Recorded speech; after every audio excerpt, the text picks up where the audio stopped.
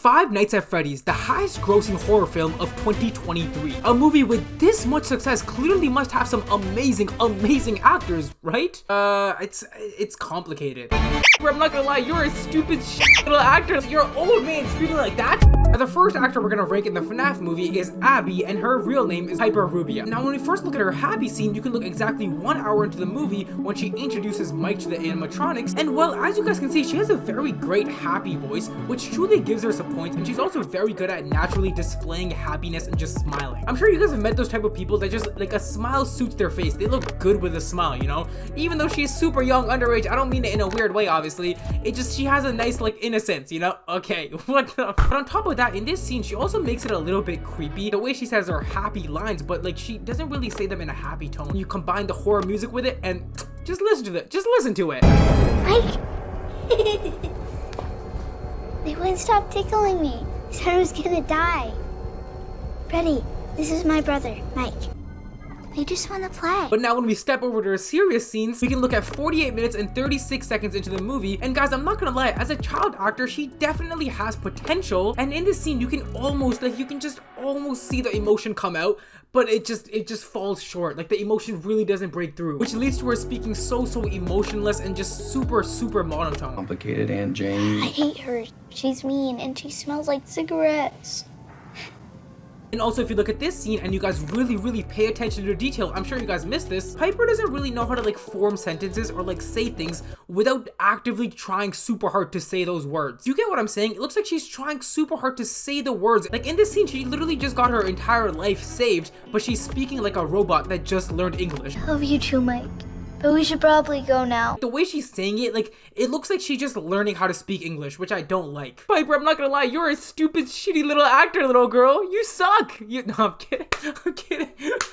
She definitely has potential, but I think the emotion needs to come out a little bit. But now, lastly, when we move to the sad category, when Mike brings Abby back to her mother's house, now in this scene, there's a lot to unpack, and I kind of have some, like, mixed opinions. When she first says, "I hate you, Mike," it's so awful. Like, the way she says, "I hate you, Mike," it kind of reminds me of the way, like, Stranger Things girl said it, but, like, here, when she said, "I hate you, Mike," it just sounds, once again, like, emotionless. It doesn't, like, I don't know. I hate you. But then if you fast forward in the scene, when she's scribbling out the drawings, here, her body language looks really good to be angry and sad. She has, like, the really, like, oh, like, you can clearly tell she looks sad and just kind of distraught. And she also does redeem herself where she goes to save and comfort Mike at the end of the movie. Her tonality here sounds way better, a lot more realistic, and actually looks filled with emotion. And on top of that, her movement is realistic. She's not moving like a robot. She's moving fluidly, actually like a panicked sister would. Please, Mike. No. I would give Abby a solid great. We have to obviously factor her age in. I feel like if she was a lot older, if she was like 30s, 40s, I would put her in average, but like for being so young, being able to still do all that, being happy, smiley, creepy, ooh, she's great. Great. Piper, you're great. You're out. But now looking in the bottom left, now the next person we gotta talk about is our baby boy, Matthew Patrick, Matpat. Now when it comes to Mr. Game Theory himself, I can't rank him in all three categories because he literally only had like 10 seconds, 5 seconds of screen time, and I'm not gonna lie, I don't know what you guys think about it, but I think he got robbed. He put so much, like, I seen all of his Matpat Game Theory videos of FNAF. He's made at least 86, and you're gonna give him 10 seconds, baby girl? Maybe give him at least, like, I don't know, a minute, or maybe make him a character. Now, my initial thoughts, I think for a YouTuber, he did very good. Oh my god. His line sounded natural, and it flowed very well. It wasn't like he was, like, being artificial like a lot of these other YouTubers do. They kind of look a little fake. They don't really know how to be natural. But the one thing I would say is I think his delivery was a little bit off. You can clearly see his line was meant to be cheery and kind of playful, right? Do realize that lunch is the most important meal of the day, but as you guys can see in his face, it sort of came off in a like a hostile horror way. Once again, you're gonna have to pay really close attention, but you can see his face is like serious while saying these happy things. It's weird. But literally, that's the one minor thing I'd cover. There's literally nothing else because the scene is 10 seconds. I'm sorry, it's 10 seconds. I think Matthew Pat gets a good. I think it was good. I wouldn't say it's like, oh my god, oh.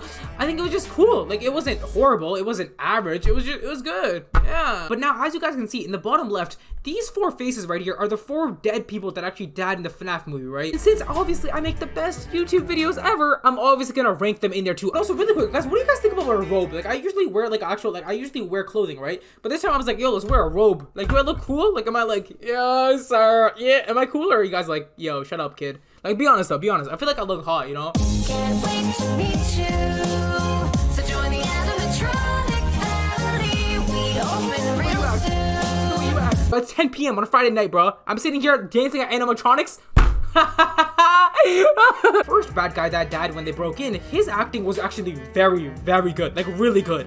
When he was in the middle of dying and actually getting haunted, he actually showed a super realistic reaction to what it would look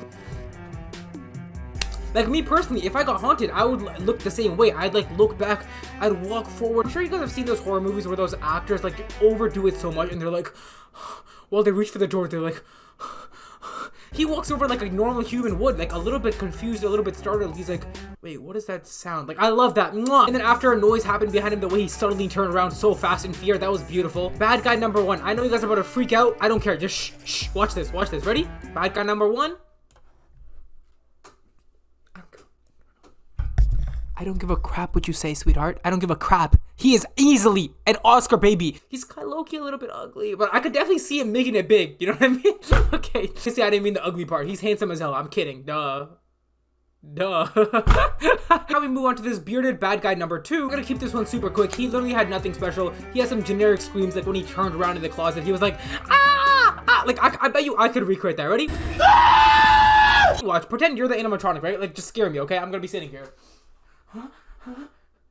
Ah! Like, that's all he did, bro. Shut the hell up, you old man. Shut the hell up, bro. Shut up. What was that? You're an old man screaming like that? I don't know, like maybe fight him back would be like, oh, like do something. But like he just turned around and screamed, like it's so generic. Shut the hell up, bro. Shut the hell up. So you see this little old man in the bottom left, this little lumberjack looking dude? Stop acting now, buddy. I'm sorry. You're literally like 60 plus years old and this is what I'm getting out of you? Ah! Like shut the hell up, bro. It's time to put it down and go maybe be successful, actually. No, I'm not here to be rude. Go be successful, sweetheart. Go start a business. I know you're a little bit older, but you can start a business. It's never too late. But in terms of the acting field, sweetheart, step out. No. Look at my hands. Step out. Step out. The third bad guy that died in the FNAF movie, this kid down here, he actually also did a pretty relatively good job. He had some great body language in the security room, the way he looked down at the camera, he kind of looked frightened. And then when the cupcake launched through the vents, he brushed against the cupcake, he like pushed it back. Yo, like that was really good. And then also when he was about to die to the metal fox thingy, like the way he's about to open the door and he looks back, he actually looks genuinely frightened once again. An actor that's really good is subtly good, like he does subtle movements, but also he has a realism. He's realistic. He shows what a real person would look like. And this guy clearly showed both of those characteristics. I think we put him terrible, bro. Because Matpat was good. Actually, I don't know. No, I think he's good. I think Matpat's worse than him. Yeah, I think Matpat's, oh my god, wait. Can I put two people in the same category? Like, I know I can, but like, I was trying not to. What the hell am I saying? Let's put this fat man with this girl. He was great. Yeah, let's put them both here. But finally, let's talk about the last person in this little gang crew right here, this girl. She also died in the movie, and she was actually the babysitter for Abby. So, like, she kind of betrayed the whole family by breaking in, but it's whatever. And I'm gonna be honest, she had some very good acting. She had some great acting here. Like, when she's following the boy deeper into the arcade, the way her eyes have, like, slight fear in it, but she also has, like, a little bit of tear. Like, you can see they're getting a little bit wet, but she's following him, like, slowly walking to him. Oh my god. And I'm not gonna lie, if you guys didn't know, pulling this off naturally is a lot harder than people think. Like in acting, if you want to purposely act and move slow, it's a hard task. Like what am I, like see, I feel like I don't know what I'm doing. One more try.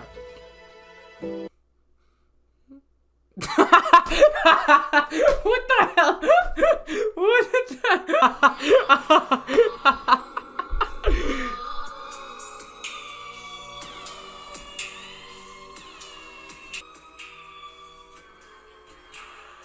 Alright, let's take this little emo girl and put her in great. I know you guys are thinking, oh, you're just putting everyone in great, but I'm telling you, moving slowly realistically is beautiful, and that was great. Wow. But now let's move on to our baby in the bottom left, Elizabeth Lail. She is my beautiful baby girl from You itself. If I give you guys a quick backstory, she was a phenomenal actor in You, a great actor. Now, anyways, in the Five Nights at Freddy's movie, her name is Vanessa, and she's the police officer here, right? When we first look at her serious scene, we can look at 1 hour, 9 minutes, and 42 seconds into the movie when she tells Mike to stop questioning her about the animatronics. This scene is truly a beautiful serious scene because it's the serious look she has on her face combined with her tone, so when she comes up to his face, comes up to anyone's face, it's so intimidating and intense. So you'll always notice she'll pause for a second when she does the stare. She doesn't just like look at you and then look away. She'll do this and then she'll look away. Like, she has that little bit of a stare, which is obviously so crucial to making a big lasting effect. And if you look at 1 hour, 11 minutes, and 23 seconds into the movie, here where she threatens to actually shoot Mike if he brings Abby back to the arcade, the way her eyes widen up, clearly Elizabeth Lail has learned from you and all her past experiences. Because I'm telling you, like, the way she knows to widen her eyes, these are literally tips only the best actors know. Like, she just knows to do that, you know? It's aha! Now when we look at our sad scene, we can look at 1 hour, 25 minutes into the movie, where she's sort of explaining her backstory and her relationship with her father. Here you can clearly see Elizabeth has a staple, iconic, sad voice. Like, if you really pay attention, you can hear her quivering her words when she says influences them somehow. He influences them somehow. Overall, you can tell she's acting a lot different from her police officer self. She has a lot more toned down, shy, closed body language here. Even the way she stands up, it's just the way she talks in desperation and how she like exclaims that it's too late now, it's too late now. The way she says that, but wait, it gets even better. The way she doesn't say, but instead whisper, he's my father. Oh my. William Afton. He's my father.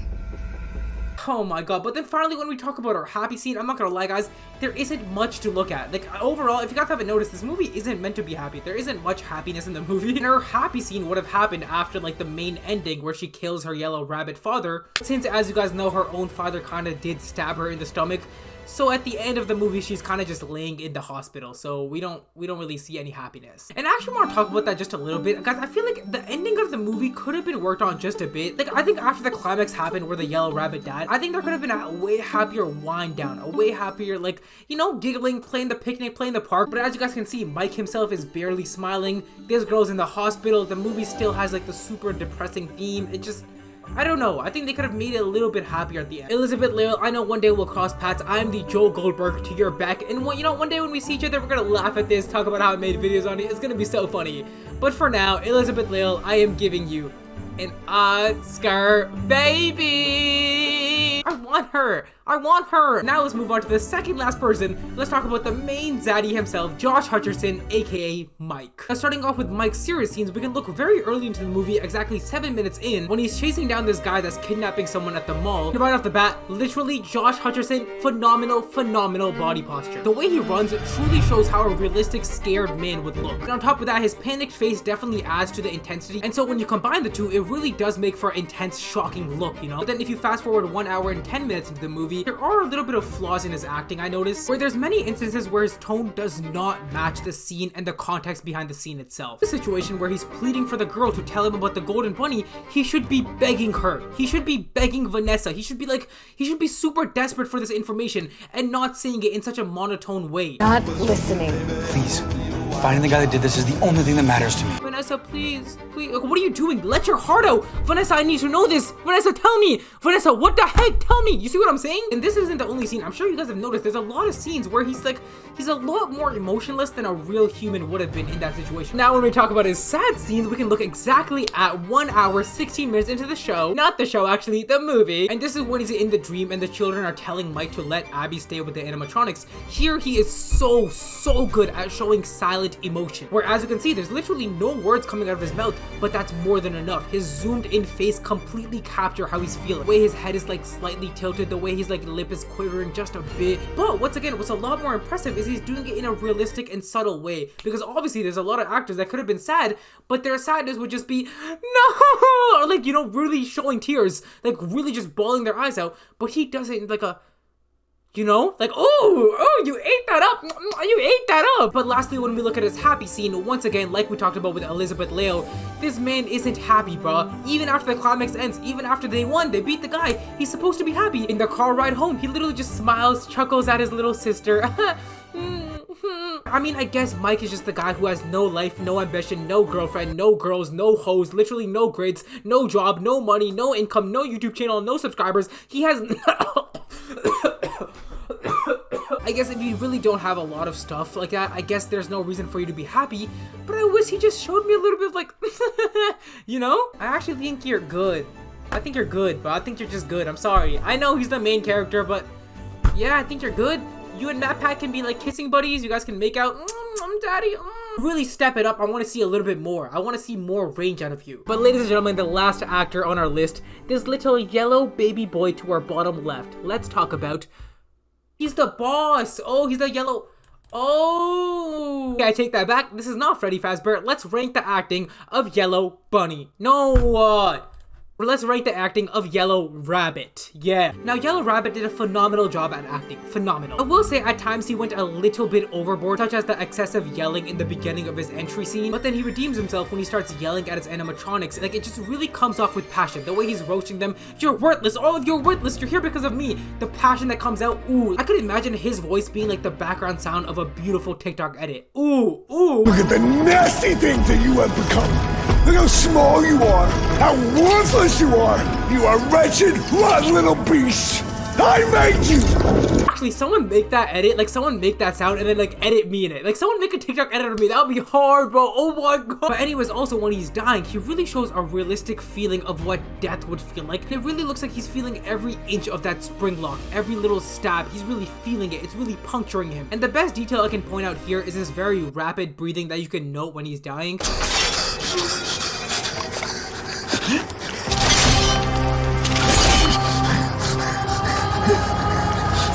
Which really is just the cherry on top, and it really shows how he's really gasping for air. He's really gasping for life. He's like that right there. You ate that up right there. Pretend to punch the screen so you're like punching me, okay? Pretend you're about to like stab me, okay? Ready? Was that good? I think that was a little bit overboard. Okay, let's try again. Let's try one more time. All right, go.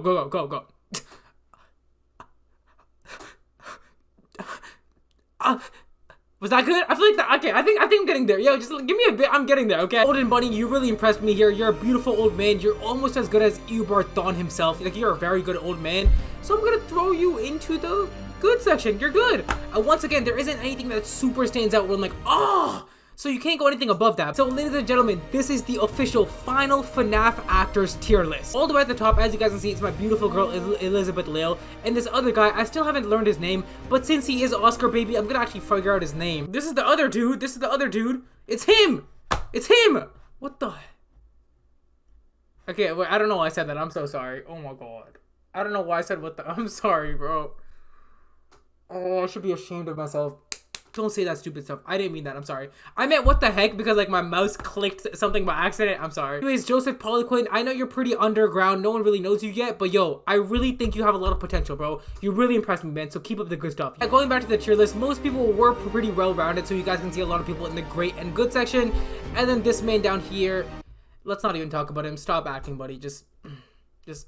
And let me know specifically what you guys think of my tier list, what you guys liked about it, what you hate, maybe I missed so bad, you want to kill me, maybe you want to kiss me, let me know. And I will see you guys next week, because it's every single week. I love you guys, and subscribe. Deuces!